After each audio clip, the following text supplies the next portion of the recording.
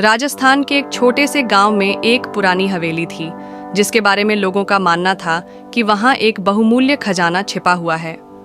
कई सालों से लोग उसे खोजने की कोशिश कर रहे थे, लेकिन कोई भी सफल नहीं हो सका। रवि, एक युवा लड़का जो पुरानी कहानियों और रहस्यों का दीवाना था, इस हवेली के रहस्य को सुलझाने के लिए गांव आया। उसकी बड़ी चमकदार आंखें, बिखरे बाल और गले में एक पुराना लॉकेट था। उसने पुराने जमाने के कपड़े पहने थे और उसके चेहरे पर जिज्ञासा साफ झलक रही थी। हवेली के सामने खड़े होकर वह इसकी टूटी फूटी दीवारों और डरावने माहौल को गौर से देखने लगा। रवि ने हवेली की धूल भरी पुरानी लाइब्रेरी की जांच शुरू की।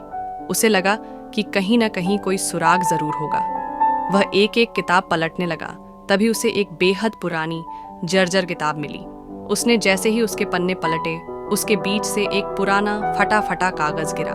ये वही नक्शा था जो शायद खजाने तक जाने का रास्ता दिखा सकता था। नक्शे के अनुसार हवेली के नीचे एक गुप्त तहखाना था। रवि ने उसे खोज निकाला, लेकिन दरवाजा एक पहेली से लॉक था। दरवाजे पर लिखा था, जिसके पास जितना कम वह उतना ही अधिक संतुष्ट। बताओ वह क्या है? रवि ने कुछ देर सोचा और फिर जवाब दिया, संतोष।